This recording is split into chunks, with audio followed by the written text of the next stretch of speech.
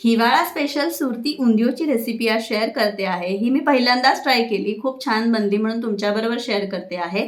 यामध्ये पूर्वतयारीला जास्त वेळ जातो, त्यामुळे थोडीशी कठीण वाटू शकते, पण जमेल तितक्या सोप्या भाषेत आणि अगदी कमी वेळात मी सांगण्याचा प्रयत्न केला आहे, त्यामुळे व्हिडिओ शेवटपर्यंत पाहत राहा। सगळ्यात आधी या भाजीमध्ये जे मुठिया लागतात मेथीचे ते बनवते आहे। बेसिकली ही भजी असतात मेथीची।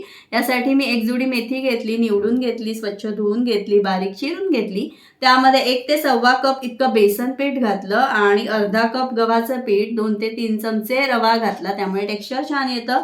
त्यानंतर बेसिक मसाले घातले, ज्यामध्ये हळद, लाल तिखट, धणा जिरा पावडर घातलं, हिंग मात्र नक्की घाला, ओवा घाला आणि त्यानंतर आलं लसूण मिरचीची पेस्ट घातली। जरी लाल तिखट घातलं तरी थोडीशी मिरचीची पेस्ट, हिरव्या मिरचीची पेस्ट घालायची, त्यामुळे चव चांगली येते। लिंबाचा रस घातला, थोडीशी साखर घातली आणि सगळ्यात आधी हे सगळं छान असं मळून घेतलं। या मेथीमध्ये जे पाण्याचा अंश असतो त्यामध्ये मळायचा प्रयत्न करायचा। भरपूर पाणी घालून भजी आपण करतो तशी ही भजी करायची नाहीये। त्याचा घट्टसर गोळा मळून घ्यायचा, लागलं तर वरून पाणी थोडंसं शिंपडायचं आणि त्यानंतर घट्टसर गोळा करून तेलाच्या हाताने असे गोळे करून घ्यायचे मीडियम साईजचे आणि ते तेलामध्ये खरपूस तळून घ्यायचे। हे आपण तळताना गॅस मोठा ठेवायचा नाही, नाहीतर ते वरून फक्त असे लालसर होतात, आतमध्ये कच्चे राहतात। यासाठी मंद गॅसवर छान असे खरपूस तळून घ्यायचे। आता याच तेलामध्ये मी कंद तळून घेणार आहे। जो जांभळ्या रंगाचा कंद जो आता मिळतो ना, तो मी सालं काढून तुकडे करून यामध्ये घातला आणि 80% शिजवेल इतकाच तळून घेतला आणि काढून घेतला। तसंच मी यामध्ये सुरणाचे थोडेसे तुकडे घेतले होते, रताळ्याचे थोडेसे तुकडे घेतले होते। बटाटा सुद्धा आपण यामध्ये तळू शकतो, पण मी बटाटा वेगळा त्या मसाला भरून घालणार आहे। त्यासाठी हे सगळं तळून घ्यायचं आणि मग छान असं काढून घ्यायचं। त्यानंतर यामध्ये लागण्यासाठी जो मसाला असतो ना, तो तयार करून घेतला। ओली जी लसूण मिळते ना या सीझनमध्ये, ती 100 ग्रॅम ओली लसूण, म्हणजे लसणीची पात वगैरे असते ना, ती लसूण मी वापरली आहे। 100 ग्रॅम ओली लसूण, त्यामध्ये कोथिंबीर घालायची 1 वाटीभर, 1 मूठभर शेंगदाणे घालायचे।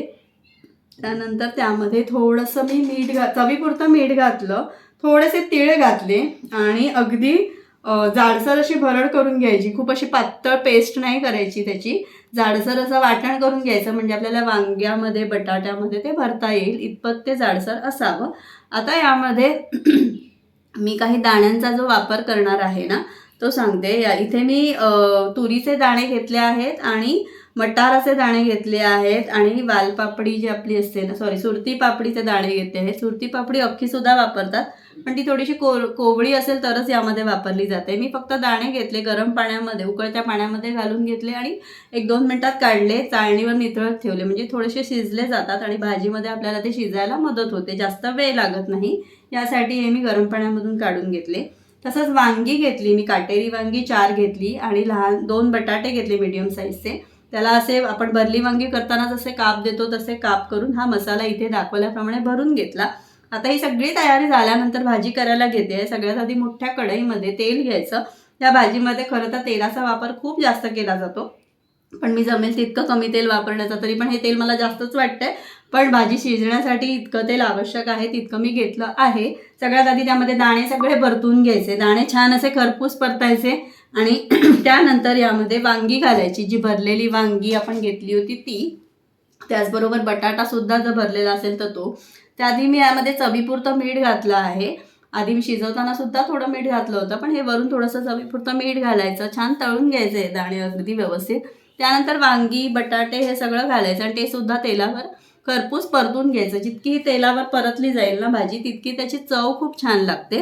बेसिकली तेलातच शिजवली जाते, पण मी थोडासा पाण्याचा वापर यामध्ये करणार आहे।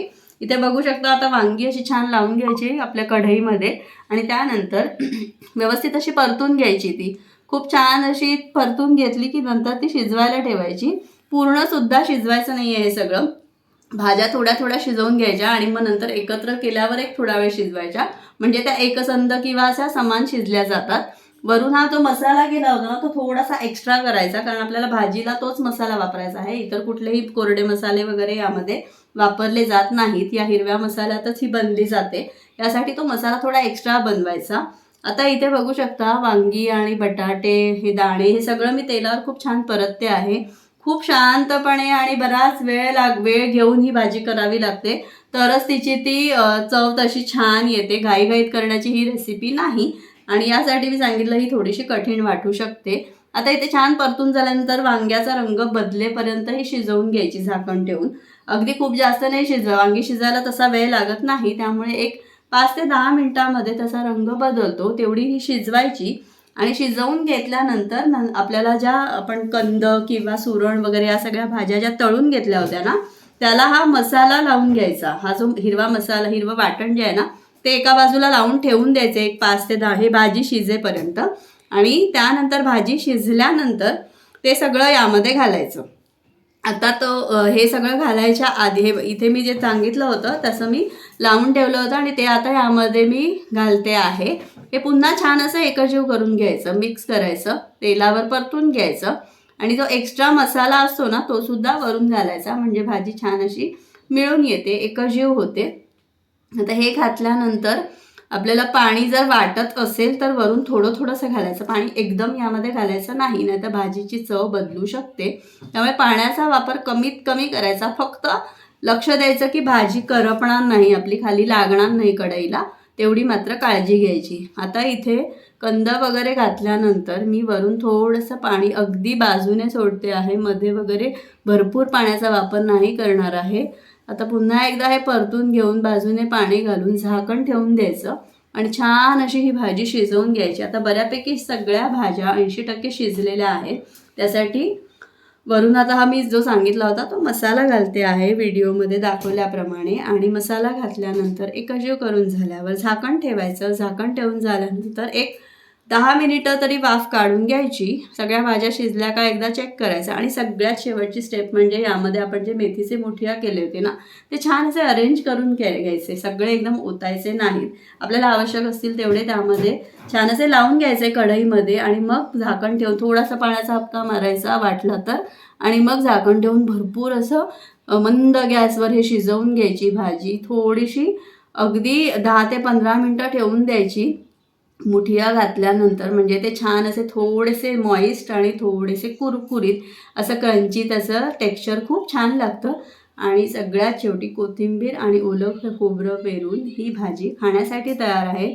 खूप जास्त मोठी रेसिपी आहे, पण खरंच सांगते नक्की करून बघा, खूप छान लागते. या हिवाळ्यामध्ये ही रेसिपी एकदा तरी करून बघा, नक्की आवडेल तुम्हाला. कशी वाटली ही रेसिपी मला नक्की सांगा. आणि आवडली तर चॅनलला लाईक करा, शेअर करा, सबस्क्राईब करा. अशाच माझ्या रेसिपी पाहत राहा. थँक्यू.